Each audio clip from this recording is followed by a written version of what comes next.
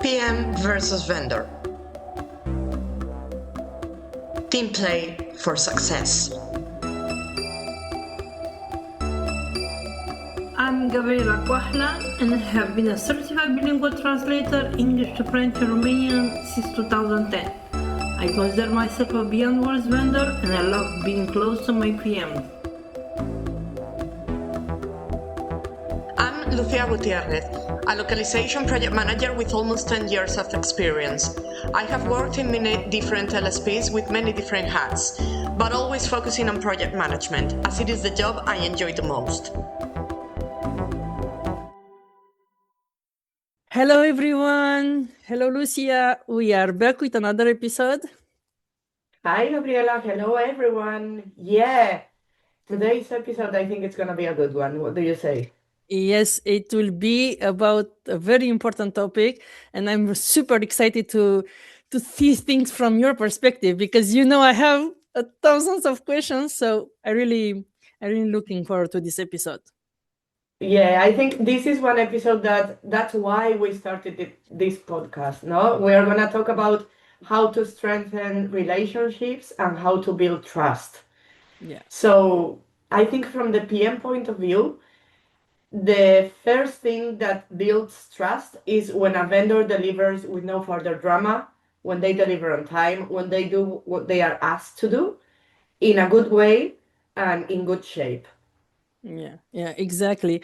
And from my point of view as a vendor, I think that the PMs, I think we talked about it in in a previous episode, that I think PM should respect not only my availability, but also my expertise. When you are, how you call it, micromanaging, when you are always, emailing me and asking a lot of questions. So, if possible, respect the availability that I'm giving, but also the expertise. Because if you are working with me, if it's not the first time, because I know first it can be tricky, but if it's not the first time, please give me some trust.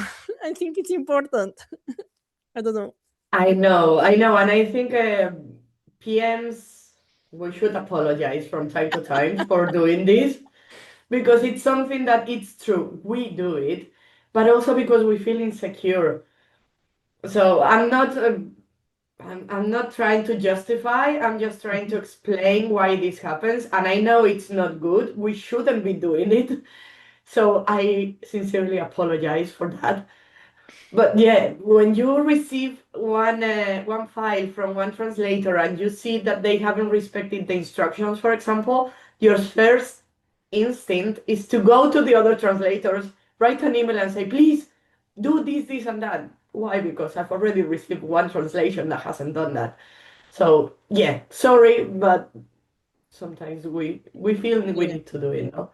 And that links with my following point, which is that loyalty and trust also gets built when translators, vendors listen or read what we need to say. They read the instructions and they follow them. It's not about blame, but it's just about following something. And if you don't understand, you can come and ask me. But if I'm please asking you to do something, if you do it, then I will trust you more. Yeah.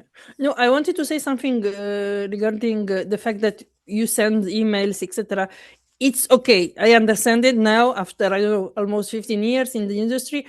But and this is something I can tell to my colleagues, to the vendors, to the freelancers. The PM. If you have been working with the PM for a long time, you know how they work. You know how they. So if they start sending you more emails, maybe there is a rush. No, you told us maybe it's something that is rushing you, so maybe you shouldn't take it so personally. Sometimes PMs are rushed, are pushed by other forces. They don't want to do that. Maybe they had a big experience that week. We are humans at the end of the day, so our reactions may be triggered by something else. So colleagues, let's be more understanding when it comes to many emails. And when it comes to emails, I also want to highlight something about the follow-up. For example, I have questions. I said it over and over again. I love questions, and I like to send them to the PMs. But there is a thing that bothers me sometimes is when I send those emails and the PM doesn't follow. For example, I tell them you should check with the client, you should ask the client, and the PM doesn't get back to me and say, for example, the client replied, or that's good, you shouldn't, because you are keeping us in a situation of still wondering about, I don't know, maybe I'm like this, maybe I have too much information in my head. But if I have something that I didn't I didn't close the loop, I'm still wondering, you know. So maybe, yes, if you can, reply to those follow-up emails if you can. No, yeah, you're absolutely right. And sometimes if we have no feedback or if we don't have any updates, we don't say anything. But it's true that part of building trust and building confidence and strengthen a relationship is that we need to be transparent. And in the same way that we ask vendors to ask and to flag issues, we should be giving back. And we should give back even by saying, listen, I don't have any news, but just just say something so that vendors know that we have them in mind. You're absolutely right, Gabriela, and this should be done. Yeah, but Yeah. I know that times sometimes I understand it really, but if possible, maybe put it on the to-do list. Yeah, no, it's true. No, normally what we do is we put it on the to-do list, contact the client to ask this, but then we don't have that follow-up of, hey, I sent this query and I need an answer, unless it's something really urgent. But if not, it's true that sometimes we don't have that follow-up. So yeah, point taken. Thank you very much. And another thing that I think it builds confidence is when a vendor consistently delivers good quality. And this is something that I believe we especially talked about it in the first episodes we recorded, that I've had in the past, like several translators who used to be really, really good, and then suddenly they started to deliver bad quality, or they didn't follow the instructions or something, so that they were not as good as before. So I think consistency also builds trust and confidence. Yeah, no, I agree with you. But let me tell you my side of the from my side of the world. Sometimes maybe there's something in our personal lives, you know. Maybe sometimes I don't know, something happens. But you are right, if it happens once, twice, several times, yeah, there is something that we have to talk about. But if it's only for one project or two, I think that maybe in that moment the vendor, the freelancer, maybe they had a bad moment. And I know that we say that we should keep a professional relationship between a PM and a vendor, but sometimes a touch of personal, it can strengthen the relationship. It can make it even more efficiency. And for example, if I don't know if it's bad. Let me know what you think if it's bad. But I feel that I'll give it 100% and even more for the PMs that I'm more close to them. I don't know if it's bad. I don't know if it, No, it's human. I It's don't know. human because you give more for the people you care about. Yeah, because, and even if my program is crazy, even if I need to work in the evening just to help that PM, I will do it, and I will not feel guilty. I will not be feel tired. I don't know why, but for the ones that I really love, and some I don't even meet them in person, but I feel this separation between the ones that I'm more personal and the ones that I'm 100% professional.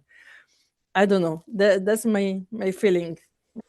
No, but it's human. I think we all do that. We all do, like, we go the extra mile for the people we care about. And in this case, you are caring about the PMs, and that's why you do it. And but I want to go back to the point you raised before, where you said that you've got a life and you are humans, and sometimes the quality may not be as consistent. I get it. And I think here we need to, PMs, we need to sit back and think, because I I sympathize with you, with the vendors, that you've got a life and you cannot be delivering always top-notch quality. I get that. On the other hand, I've had conversations with some fellow PMs, and they say that you are running a business and therefore your quality should always be top-notch because you are not acting as a person, but you're acting as a business. Okay, for those who think like that, please remember that even if they are a business, even if they are business owners, they are still humans, and what they are doing is a craft. So Exactly. it's not machine, it's something that they do with their own hands and with their own minds.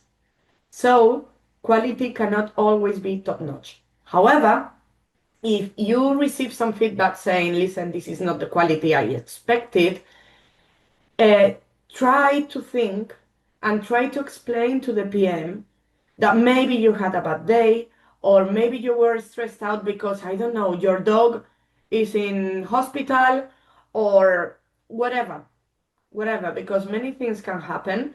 And I think if you start explaining to the PMs little by little will start understanding that you are not machines.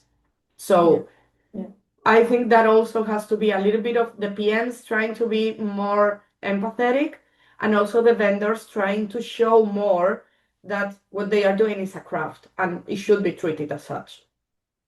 And but you know, these misunderstandings, or maybe this bad feedback, it comes from the lack of communication. If I as I told, if I am very close to some PMs and I feel that the deadline is too rush, if I feel that the content is too much, I should say it. And we don't say it enough, really. Mm. I know that we see advice on LinkedIn. We see a lot of stuff, a lot of things that what we should and we shouldn't do, but we don't follow it. I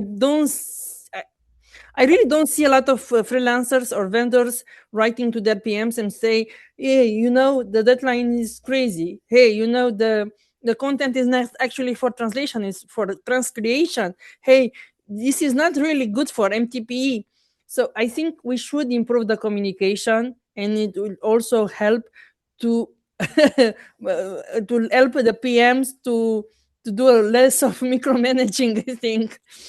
And when it comes to the vendors, I had this difficulty with the project in October, where I flagged a lot of stuff because it was an MTP project, and I told you several times, not all the content is for MTP. We are not there. We are, I don't know, maybe we'll be there because, hey, technology is here to stay. We talked about it even last week. Mhm. But not all the content is for MTB. Sorry, but that's the truth. And I flagged a lot of questions, a lot of things, and I feel that they didn't really listen to me because we had the same mistakes over and over again. So yeah, there I was a bit disappointed. So I don't know, really, I don't know. Yeah, sometimes it's difficult to change the service like halfway the project because it has already been sold to the client. So that's a Yeah, tricky situation. Because yeah, I when you say to understand. the client, listen, we are going to do this with MTP, blah, blah, blah, then it's really difficult to go back to the client and say, listen, we need human translation and therefore you're going to pay more and it's going to take longer. It's In tricky. in this case, maybe here, just to make it even more interesting, what do you propose? Maybe before selling MTP, really trusting, I don't know, one linguist from the team to check the content and have an answer? Do they really do that on the LSP size? Not always.